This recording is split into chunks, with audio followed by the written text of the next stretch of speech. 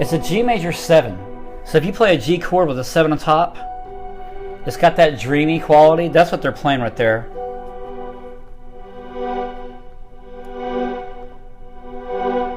And all I'm doing right there is with the volume, I'm just sliding the volume. I'm hitting the chord on the piano, well, on the keyboard, and then with the volume slider right here. Okay, and if I play the track,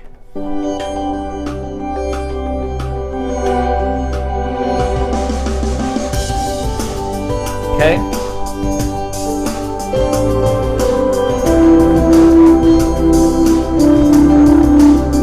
Again.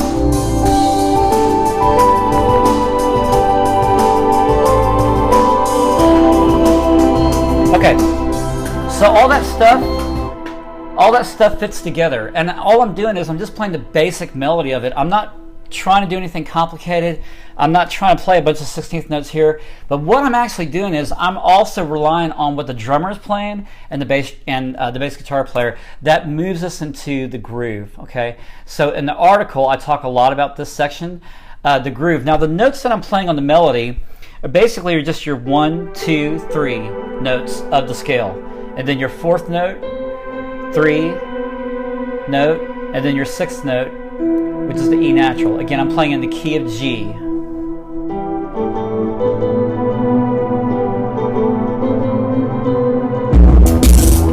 There it goes again, sorry. I have an arpeggiator on here, so like the key is split, so now you know what the bad note was anyway. Don't want to do that in a worship service. Actually, that probably would be a good worship service if that happened, right? Maybe yours. Moving on. So the groove. We want to talk about the groove. So the groove is all about that bass and treble.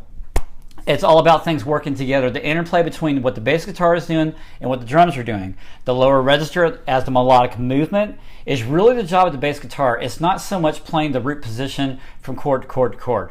If you could think about the top line melody of what we just played here, the bass player actually possesses the environment that nobody else can. They get to play in the subsonic lower range and actually play other melodies that other instruments can't. If you know anything about Sting and the Police, Sting actually started learning on a 6-string guitar first, and then he switched to bass. He later said that he enjoyed the bass much more because he found it to be a lot more artistic, and that instrument can explore different dynamic ranges that a normal guitar can't. Very well put. I'm also paraphrasing. But same principle here. The bass is playing in a different line. What's awesome about this track is that the drums and percussion are also locking in. So let's hear what's happening between that interplay of bass and drums. These are simple things, again, that you can do within your own band. You don't have to have this track.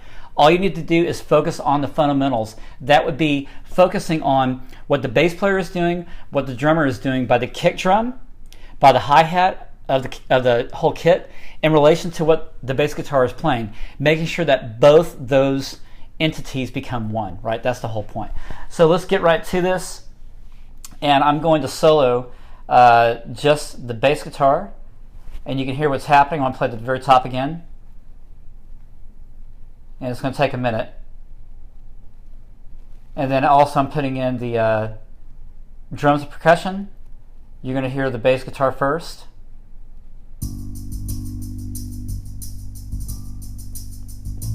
Bum, bum, bum, bum, da-dun, da-dun, da-dun. It's just those notes. 1, E-N, E-N. It's close.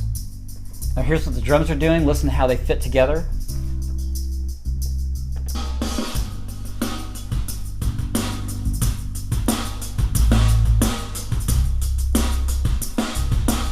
So the drums are actually anchoring everything down.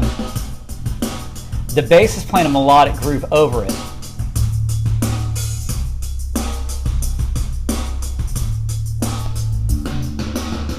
Yeah, awesome. Okay, again, you can find that track at guidetracks.co, and also pretty soon you're going to be seeing more of this on Worship Team Training. Can't wait to give you the good stuff about that. So again, groove is based on what both bass and drum kit are doing together as one.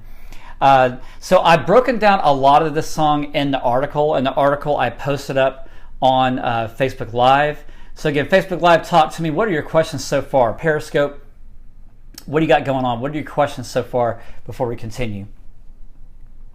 What I want to get to is how you can accomplish something like this with your own band without having loops, if that's something that you're not accustomed to. Because I think, we live in two different kinds of worlds. We live in the world of bands that have full electronic synth, as well as, we don't have drum machines anymore, but, loops and Ableton Live and all that, versus, we have bands that just are acoustic setup, just a normal bass guitar, normal drum kit, guitar, 6-string, piano, all that stuff.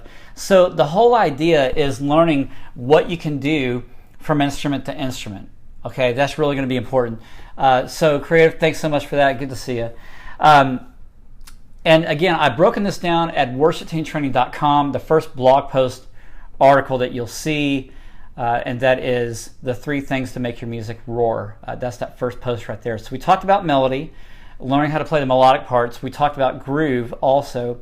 Now we're going to be talking about the click. Here's what I have to say about the click.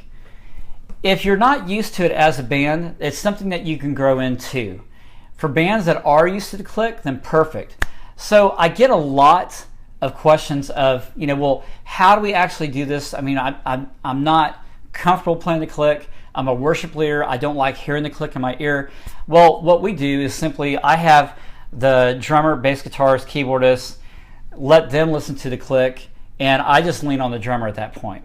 I'm still leading the song vocally, but I'm letting the drummer, making sure that he's keeping everybody else in time as the vocals are being supported by what the band is doing, okay? So if I have that, that's great. Now, if you're not used to playing the click, here's just a quick example of what I'm talking about, and I'll play the melody line. The click is your best friend. The main thing you have to remember is that your click is kind of like, let's say, your click is like the awaiting band member to come into your worship team. You have to look at the click as your friend. Scott, who's the creator of this track, said this yesterday, and I love it. Here's the cool thing about having a click, is that he never has an opinion, he's always on time, and he doesn't talk back. So you can always rely on the click. Now, we use the click